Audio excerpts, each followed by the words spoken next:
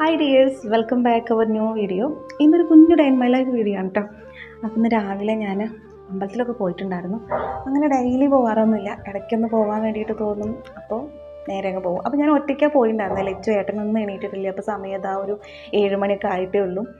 പിന്നെ ഇപ്പോൾ വെക്കേഷൻ ആണല്ലോ, വെക്കേഷൻ ടൈമൊക്കെ ആകുമ്പോൾ ഞാൻ ലച്ചുവിനെ അത്ര നേരത്തെ എണീപ്പിക്കാറൊന്നുമില്ല. കാരണം കുട്ടികൾ കിടന്ന് ഉറങ്ങിക്കോട്ടെ, കാരണം സ്കൂളിലൊക്കെ പോകുന്ന ടൈമിൽ അവരെ നേരത്തെ വിളിച്ച് എണീപ്പിക്കുന്നതല്ലേ.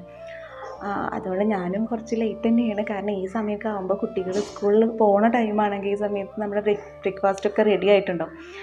ഇനി അതെല്ലാം ഉണ്ടാക്കണം. ഞാനും കുറച്ച് സ്ലോ ആയിട്ടാണ്, കാരണം പെട്ടെന്ന് തന്നെ ആവേണ്ട ആവശ്യമൊന്നുമില്ല. 8-9 മണിയാകുമ്പോഴത്തേന് വർക്കിന് പോയാൽ മതി. മറ്റേത് സ്കൂളിലൊക്കെ പോകുന്ന ടൈമാണ്, കുട്ടികളെ ഒരുക്കാനും അങ്ങനെ കുറേ ടൈം പോകുമല്ലോ.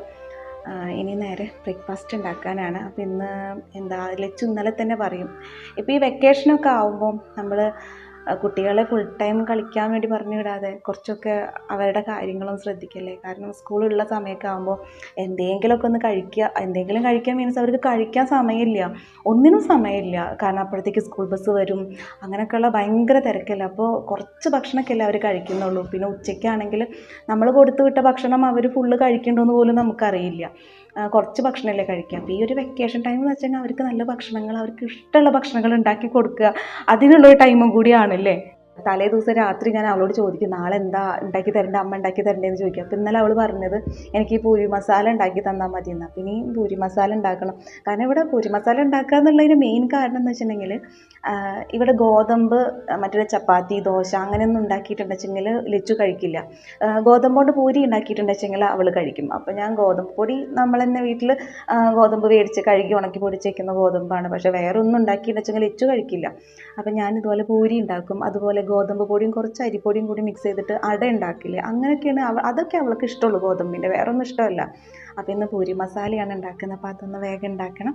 അപ്പോൾ നമുക്ക് കുക്കിങ്ങിലേക്ക് കടന്നാലോ. അപ്പോൾ ഇന്ന് രാവിലെ പൂരി മസാലക്കറിയാണ് ഉണ്ടാക്കുന്നത്. മസാലക്കറി ഉണ്ടാക്കാനുള്ള പച്ചക്കറി ആദ്യം തന്നെ അങ്ങ് മാറ്റി വെച്ചു. ഇനി നമുക്ക് പൂരി ഉണ്ടാക്കാൻ വേണ്ടിയിട്ട് ഗോതമ്പ് പൊടി ഒന്ന് കുഴച്ചെടുക്കാം. നമ്മുടെ വീട്ടിൽ തന്നെ ഗോതമ്പ് കഴുകി ഉണക്കി പൊടിച്ചെടുക്കുന്നതാണ് കേട്ടോ. നമുക്ക് ആവശ്യത്തിനുള്ള ഗോതമ്പ് പൊടി എടുക്കാം. ആവശ്യത്തിനുള്ള ഉപ്പും ചേർത്ത് കൊടുത്തിട്ട് നമുക്ക് ആ പൊടി നന്നായിട്ടൊന്ന് മിക്സ് ചെയ്യാം. ആ ഉപ്പ് എല്ലായിടത്തൊന്നും ആവട്ടെ, നമുക്കത് നന്നായിട്ട് മിക്സ് ചെയ്ത് കൊടുക്കാം. ഇനി നമുക്ക് വേണ്ടത് ഇതിലേക്ക് കുറച്ച് വെളിച്ചെണ്ണ ഒഴിച്ചു കൊടുക്കുക എന്നുള്ളതാണ്. അതായത് നമ്മുടെ ആ ഒരു പൊടി നമ്മൾ കുഴച്ചെടുത്ത് കഴിഞ്ഞിട്ടുണ്ടെങ്കിൽ അത് നന്നായി സോഫ്റ്റായിട്ട് കിട്ടാൻ വേണ്ടിയിട്ടാണ് കേട്ടോ നമ്മൾ കുറച്ച് വെളിച്ചെണ്ണ ഒഴിച്ചു കൊടുക്കുന്നത്. ഇനി ഈ വെളിച്ചെണ്ണയെ നമ്മൾ നേരത്തെ ഉപ്പ് ഇട്ട സമയത്ത് നമ്മൾ എല്ലായിടത്തൊന്നും മിക്സ് ചെയ്ത് കൊടുത്തില്ലേ, അതുപോലെ ഈ വെളിച്ചെണ്ണയും നമ്മളിനി ഒന്ന് പൊടിയിൽ എല്ലാ ഭാഗത്തൊന്നും ആവാൻ വേണ്ടിയിട്ടൊന്ന് മിക്സ് ചെയ്ത് കൊടുക്കാം. ഇനി നമുക്ക് ആവശ്യത്തിന് വെള്ളം ഒഴിച്ച് കൊടുത്തിട്ട് നമ്മുടെ ഈ ഒരു ഗോതമ്പ് പൊടി, നമ്മുടെ ചപ്പാത്തി മാവൊക്കെ ഉണ്ടല്ലോ, ആ ഒരു പരുവത്തിലേക്കൊന്ന് നമുക്ക് കുഴച്ചെടുക്കാം കേട്ടോ. ഇപ്പോൾ നമ്മൾ പൂരിക്കുള്ള മാവ് നന്നായി കുഴച്ചെടുത്തിട്ടുണ്ട്. ഇതിൽ മൈദ ഒന്നും ചേർത്തിട്ടില്ല കേട്ടോ. ഇനി നമുക്കിത് അടച്ചിട്ട് കുറച്ച് സമയം അങ്ങ് മാറ്റി വയ്ക്കാം. ഈ ഒരു ഗ്യാപ്പിൽ നമുക്ക് പൂരിക്കുള്ള മസാലക്കറി ഉണ്ടല്ലോ, മസാലക്കറി ഒന്ന് റെഡിയാക്കി എടുക്കാം കേട്ടോ. അപ്പോൾ അതിലേക്ക് വേണ്ടി നമ്മൾ ഉരുളൻകിഴങ്ങും തക്കാളിയും സവാള, ഇഞ്ചി, പച്ചമുളക്, വെളുത്തുള്ളി ഇതൊക്കെയാണ് എടുത്തിട്ടുള്ളത്. അപ്പോൾ ഇവിടെ കുറച്ച് ആളുകൾ ഉള്ളതുകൊണ്ട് തന്നെ കുറച്ച് എടുത്തിട്ടുള്ളൂ കേട്ടോ. നമ്മളവിടെ ആവശ്യത്തിന് ആളുകൾ എത്രയാണോ അതിനനുസരിച്ചിട്ട് വെജീസൊക്കെ എടുക്കാൻ വേണ്ടിയിട്ട് നോക്കുക. അപ്പോൾ ഇനി നമുക്ക് ഇതൊക്കെ ഒന്ന് ക്ലീൻ ചെയ്തെടുക്കാം.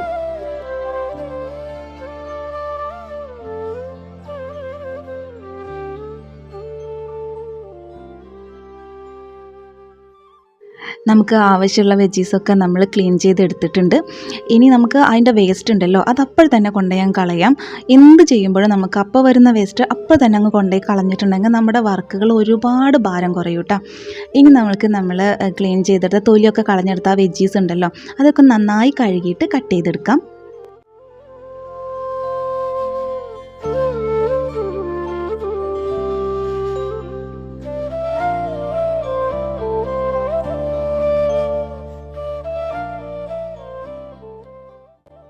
തക്കാളി, സവാള, ഉരുളൻകിഴങ്ങൊക്കെ ഞാൻ കട്ട് ചെയ്തെടുത്തു. ഇനി ഇഞ്ചി, പച്ചമുളക്, വെളുത്തുള്ളി ഇതൊന്ന് ചതച്ചെടുക്കുകയാണ് ചെയ്യുന്നത് കേട്ടോ. ആ ചതച്ചത് കൂടെ നമ്മളത് വെജീസിൻ്റെ കൂടെ ചേർത്ത് കൊടുത്തിട്ടുണ്ട്.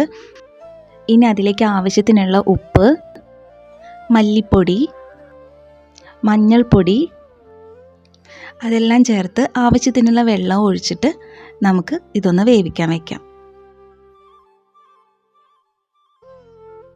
കറി വെന്ത് കിട്ടട്ടെ, അപ്പോഴേക്കും നമുക്ക് പൂരി റെഡിയാക്കി എടുക്കാം. അതിന് ഞാനിതാ ഇവിടെ ചീനച്ചട്ടി അടുപ്പിൽ വെച്ചിട്ടുണ്ട്. നന്നായി ചൂടായിട്ടുണ്ട്. അപ്പോൾ നമ്മൾ വെളിച്ചെണ്ണ ഒഴിച്ച് കൊടുക്കുക.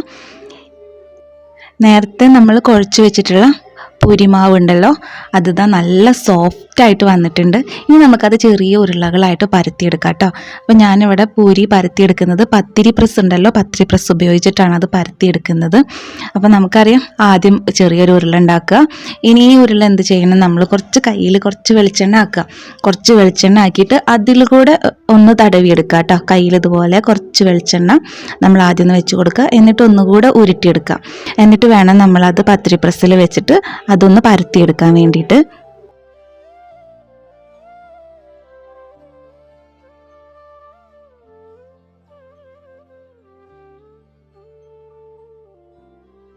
പത്തിരി പ്രസ്സിലും ഇതുപോലെ വെളിച്ചെണ്ണ തടവി കൊടുക്കുന്നുണ്ട്. അത് അതിൽ ഒട്ടിപ്പിടിച്ചിരിക്കാതിരിക്കാൻ വേണ്ടിയിട്ടാണ്. അപ്പോൾ പത്തിരി പ്രസ്സിൽ നന്നായിട്ട് നമ്മളൊന്ന് വെളിച്ചെണ്ണ ഒന്ന് തടവി കൊടുത്തതിന് ശേഷം നമ്മൾ നേരത്തെ ഉരുട്ടി വെച്ചിട്ടുള്ള ആ ഒരു പൂരിയുടെ ഉരുളുണ്ടല്ലോ, അതൊന്ന് ഇതുപോലെ പ്രസ് ചെയ്ത് പരത്തിയെടുക്കുക. എന്നിട്ടത് ചൂടായ വെളിച്ചെണ്ണയിലേക്ക് ഇട്ട് കൊടുക്കുക കേട്ടോ.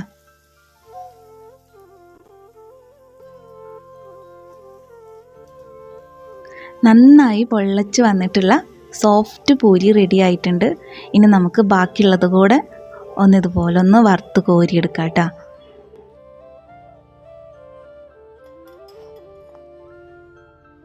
കറിയിലേക്കുള്ള കഷ്ണങ്ങളൊക്കെ നന്നായി വെന്തുടഞ്ഞ് കിട്ടിയിട്ടുണ്ട് കേട്ടോ.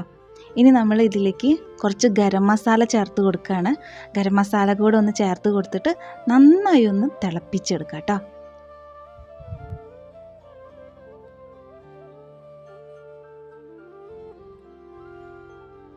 അപ്പോൾ കറി നന്നായി തിളച്ച് കുറുകി ഇറക്കി മാറ്റി വെച്ചിട്ടുണ്ട്.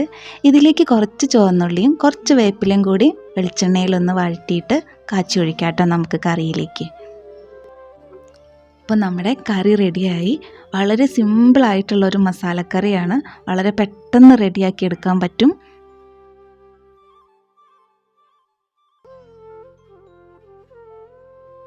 ഇനി ഞങ്ങൾ ബ്രേക്ക്ഫാസ്റ്റ് കഴിക്കുകയാണ്. കട്ടൻ ചായയും പൂരി മസാലക്കറിയും എല്ലാം കൂട്ടിയിട്ട് ബ്രേക്ക്ഫാസ്റ്റ് കഴിക്കട്ടെ. ഇനി നമുക്ക് ഉച്ചയ്ക്കുള്ള വർക്കൊക്കെ നോക്കണം.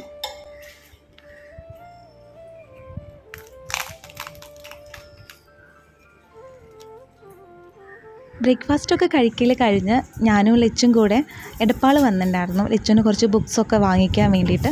അപ്പോൾ ഏട്ടൻ വർക്കിന് പോകുമ്പോൾ ഞങ്ങളിവിടെ ആക്കി തന്നു. എന്നിട്ട് ഏട്ടൻ വർക്കിന് പോയി.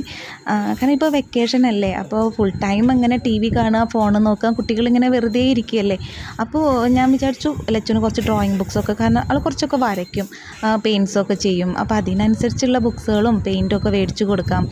അവർക്കൊരു നേരം പോക്കാവുമല്ലോ. അല്ലാണ്ട് ഫുൾ ടൈം ടി വി തന്നെ നോക്കിയിരിക്കുകയാണെന്നുണ്ടെങ്കിൽ അത് അവർക്കും കുഴപ്പമുള്ള കാര്യമല്ലേ. അപ്പോൾ ഇത് എടപ്പാൾ അമാൻ ബുക്ക് സ്റ്റാളാണ്. കുട്ടികൾക്ക് വേണ്ട എല്ലാവിധ സാധനങ്ങളും ഇവിടെ നിന്ന് നമുക്ക് കിട്ടും. എല്ലാ ബുക്സുകളും എല്ലാ കാര്യങ്ങളും ഇവിടെ നിന്ന് അവൈലബിൾ ആണ്. പ്രത്യേകിച്ച് ഇങ്ങനെ ചൂട് കാലത്തൊക്കെ എനിക്ക് ഒരുപാട് കട കയറി ഇറങ്ങുക എന്ന് പറയുമ്പോൾ ഭയങ്കര ബുദ്ധിമുട്ടാണ്. ഈ ചൂട് സമയത്ത് കുട്ടികളായിട്ട് ഇങ്ങനെ നടക്കുക എന്ന് പറയുമ്പോൾ. അതാണ് ഞാൻ രാവിലെ തന്നെ ഏട്ടൻ്റെ കൂടെ ഇങ്ങനെ ഇറങ്ങിയത്. ഇനി നമുക്ക് ബുക്സൊക്കെ ഒന്ന് മേടിക്കട്ടെ. ബുക്സൊക്കെ വാങ്ങിക്കഴിഞ്ഞതിന് ശേഷം അവളായിട്ട് വേറൊരു ഷോപ്പിൽ കൂടെ പോകാനുണ്ട്. അതായത് നമുക്ക് കുറച്ച് ലിപ്സ്റ്റിക്കും അതുപോലെ കുറച്ച് ക്രീംസും കാര്യങ്ങളൊക്കെ വാങ്ങിക്കാനുണ്ടായിരുന്നു. അപ്പോൾ അതൊക്കെ വാങ്ങിക്കാൻ വേണ്ടിയിട്ട് വേറൊരു ഷോപ്പിൽ കയറിയിട്ടുണ്ടായിരുന്നു. അങ്ങനെ അതൊക്കെ വാങ്ങിച്ചു. കാരണം ഞാൻ അധികം ഇങ്ങനത്തെ സാധനങ്ങളൊന്നും യൂസ് ചെയ്യാറൊന്നുമില്ല. ചെയ്യുന്നത് ഇഷ്ടമില്ല അങ്ങനെയൊന്നും പറയുന്നില്ല, അത് ഞാൻ യൂസ് ചെയ്യാറില്ല. പക്ഷേ ലച്ചുവിനൊക്കെ ഭയങ്കര ഇഷ്ടമാണ്. അപ്പോൾ ലച്ചുവിന് ഒരു ക്രീം വാങ്ങിച്ചു. പിന്നെ അതുപോലെ അവൾക്കൊരു ലിപ്സ്റ്റിക്ക് വേണമായിരുന്നു. ലിപ്സ്റ്റിക്കൊക്കെ വാങ്ങിക്കാൻ വേണ്ടി കയറിയതാണ്. അങ്ങനെ നമ്മൾ അതും കൂടെ ഒന്ന് പർച്ചേസ് ചെയ്ത് കഴിഞ്ഞ് പിന്നെ എനിക്ക് ബട്ടൺ ഹൗസിലൊക്കെ പോകാണ്ടായിരുന്നു കേട്ടോ, കുറച്ച് ടൈലറിങ് മെറ്റീരിയൽസൊക്കെ വാങ്ങിക്കാൻ വേണ്ടിയിട്ട്. പർച്ചേസിംഗ് ഒക്കെ കഴിഞ്ഞ് സ്റ്റിച്ചിങ് ഒക്കെ ഉണ്ട്.